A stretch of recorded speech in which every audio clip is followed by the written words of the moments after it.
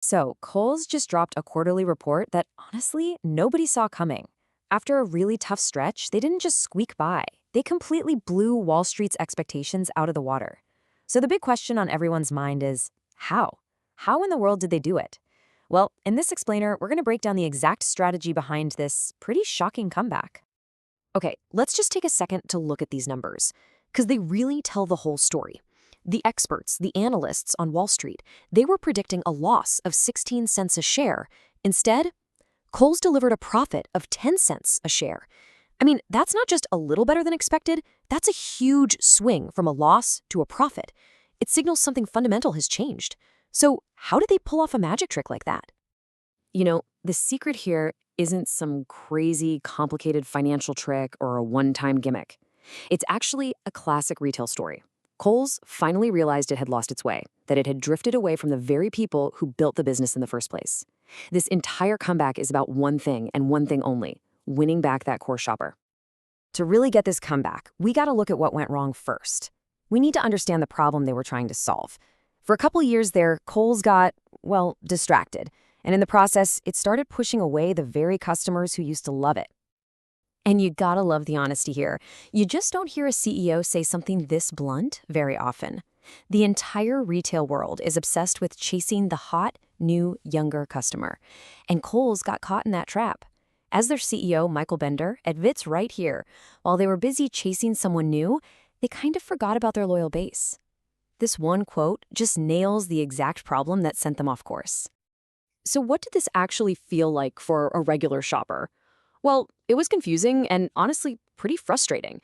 You'd walk into Kohl's and the value you expected just wasn't there. All these new trendy brands couldn't be used with those famous Kohl's coupons, which just created a ton of friction at the checkout.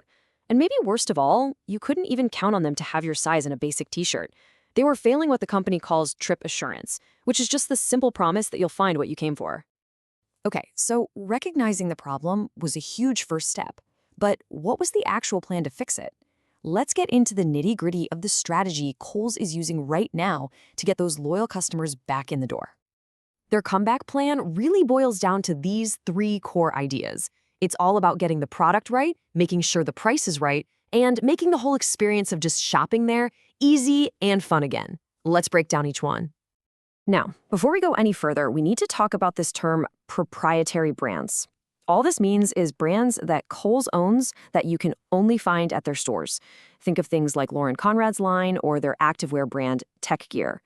These are super important because Kohl's controls everything: the style, the quality, and most importantly, the price. It's how they offer unique stuff at a great value you just can't find anywhere else.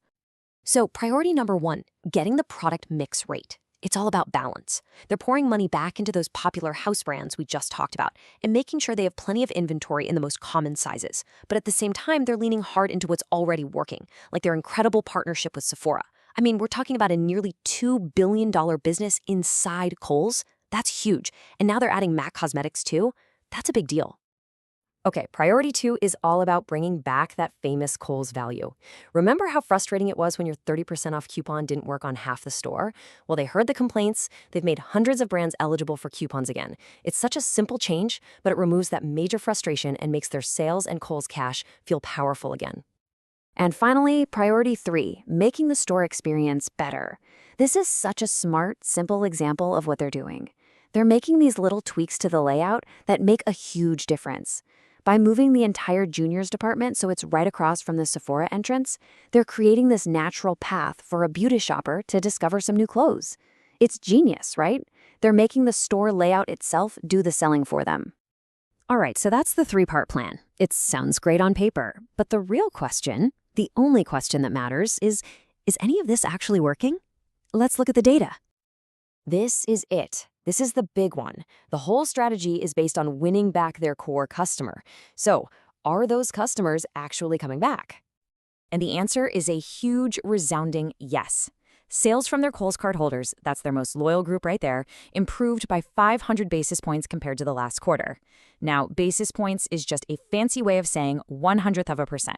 So let me translate that for you. That's a full 5% improvement. This is the number. This is the proof in the pudding that the strategy is hitting its exact target. Now let's look at the bigger picture with sales. Yeah, okay, the numbers are still negative compared to last year. But look at the direction. That's what's so important here. They went from being down almost 5% to down less than 2%. They are stopping the bleeding. In fact, they even had a positive 1% sales bump in October. The ship is finally starting to turn around.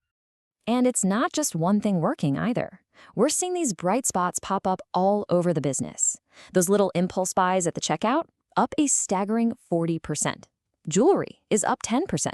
And crucially, those proprietary brands we talked about, they're finally showing positive growth. The plan is working across the board. So things are definitely looking up. Kohl's has a plan, it's working, and they've got real momentum. But now comes the final boss of retail, the holiday season. And here's the big headwind they're sailing into.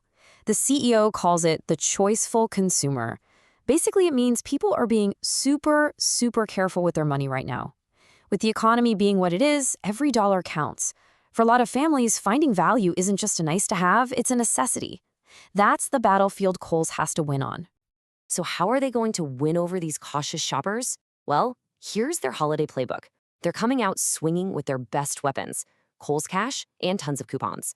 They're making sure a third of their gifts are exclusives you can't get anywhere else. They're stocking up on the hottest toys, leaning into cozy brands like Cuddle Duds, and packing Sephora with gift sets. It's an all-out push on value and gifting. So here's where we land. Kohl's has turned the ship. They've reconnected with their core customer, and they have a clear strategy that is already paying off. But the final question remains. In a holiday season where every single shopper is counting every single dollar, will this newfound momentum be enough to declare the comeback a true success? The next few months are going to tell the whole story.